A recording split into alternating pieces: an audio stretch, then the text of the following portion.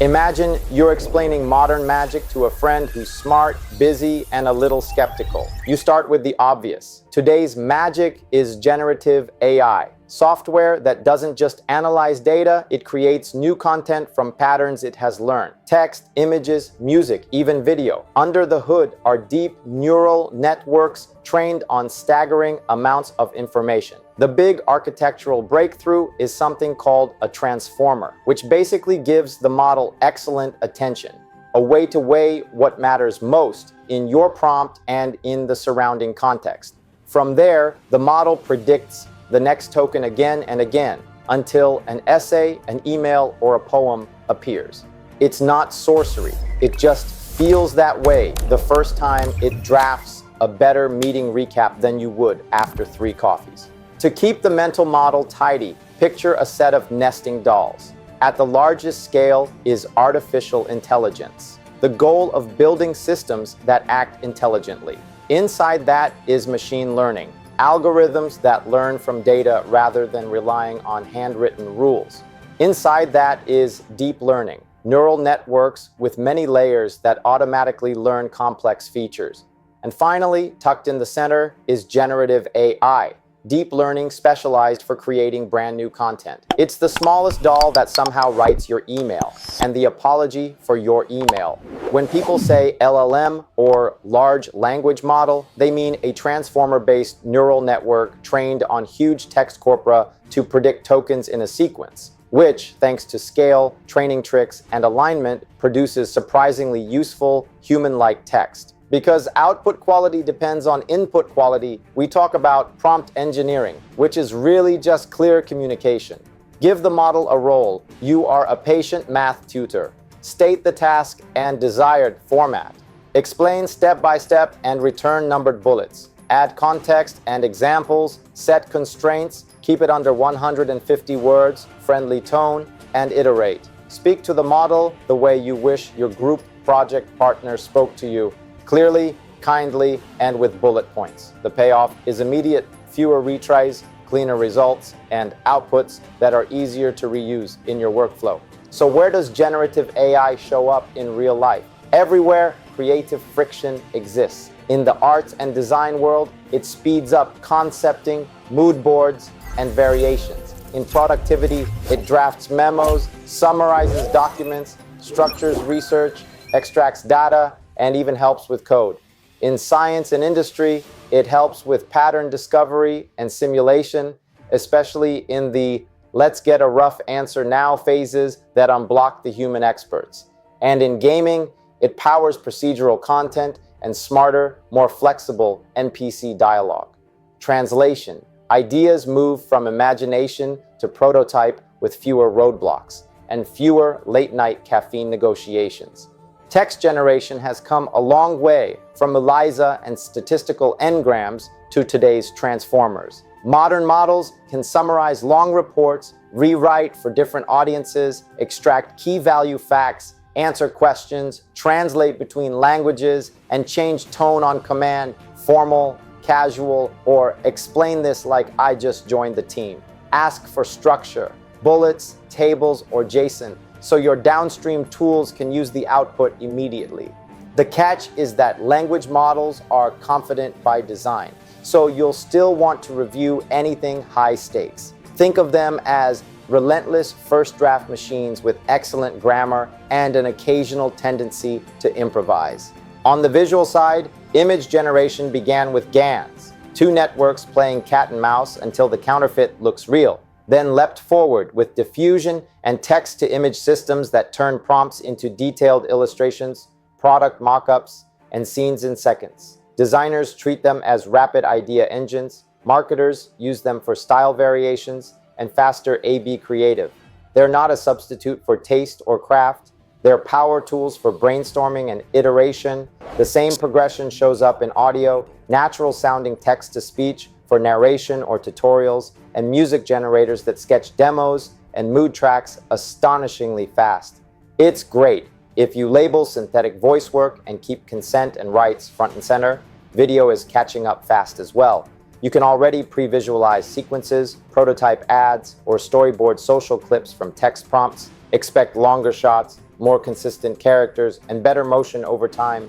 Imagine a small studio that never sleeps and never complains about craft services. Recently, 4 trends have mattered most in practice: retrieval-augmented generation, multimodality, agents, and small language models. Start with retrieval-augmented generation, RAG for short.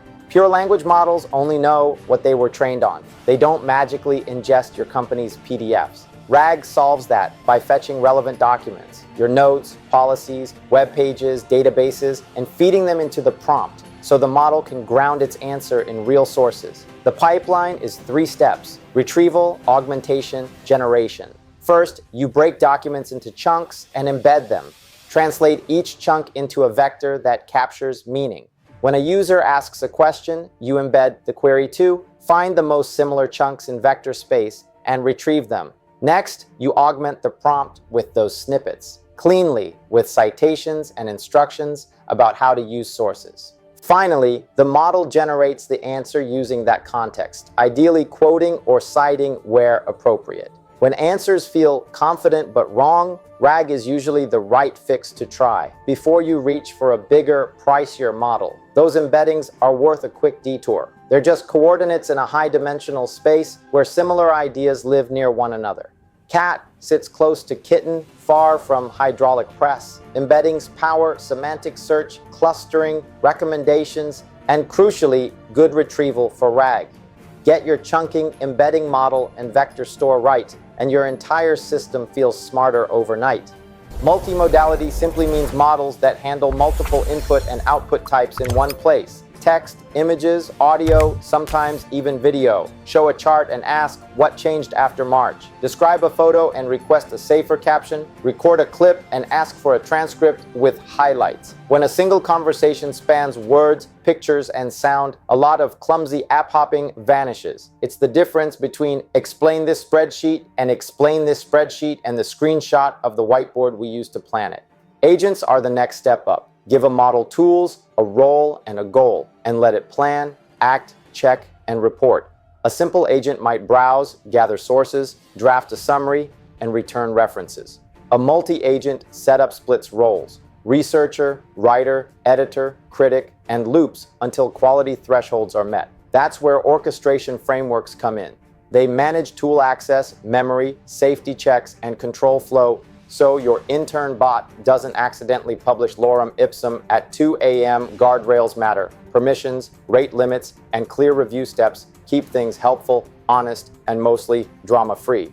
And then there are small language models, SLMs. Bigger isn't always better. Fewer parameters means cheaper and faster, which is perfect for on-device use and tight budgets. With a focused domain and good data, a small fine-tuned model can rival a giant generalist for everyday tasks, especially when you pair it with retrieval. Your users call that snappy. Your finance team calls it finally. Of course, we can't ride this rocket without a checklist. Start with copyright and authorship. Laws keep evolving, but a durable rule helps. The more creative control and meaningful selection and arrangement you contribute, the safer your claim over the final work. Be transparent about AI assistance when it matters. Next, accuracy and safety. These models can hallucinate. RAG, citations, and human review are your best friends, especially in health, finance, legal, and news. On synthetic media and deepfakes, label generative content and use provenance tools where possible so people can verify how media was created or edited. In advertising and consumer protection, treat AI claims and generated reviews with caution. If your AI-powered empire promises Lamborghinis by Friday, maybe don't. And on regulation, recognize that obligations differ by region and are tightening. If you serve users in stricter jurisdictions, reading the fine print yesterday is still your best plan today. Responsible AI and governance wrap around everything. Be transparent about data sources, limitations, and intended use. Build safety guardrails, content filters, abuse monitoring, incident response. Follow organizational policies and the broader legal standards that apply to you. Keep humans in the loop, especially where the cost of a bad answer is high. For fairness, watch for bias in data and outcomes. Mitigations include diverse data sets, constraints in generation, regular audits, and clear oversight.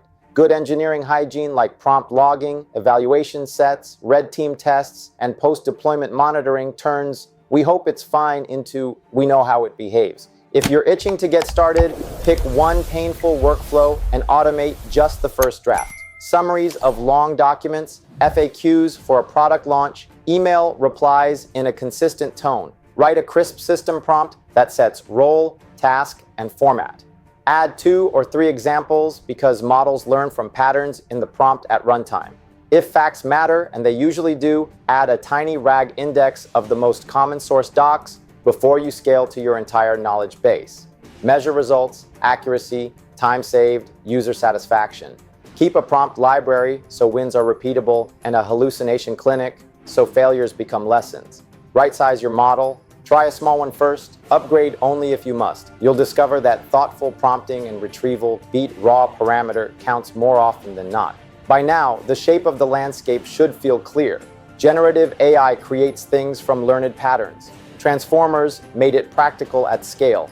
It shows up in text, images, audio, and video, anywhere ideas need a first draft. Retrieval grounds answers in real sources. Multimodal models unify words, pictures, and sound in one conversation. Agents turn models into doers, not just talkers. Small models keep things fast and affordable. Wrap it all in responsible practices: transparency, safety, compliance, fairness, and you've got a toolkit that's powerful and principled. The humor in all this is that the robots aren't coming for your job. They're coming for your least favorite Tuesday tasks. Let them. You keep the judgment, the nuance, and the accountability, and maybe take lunch on time for once.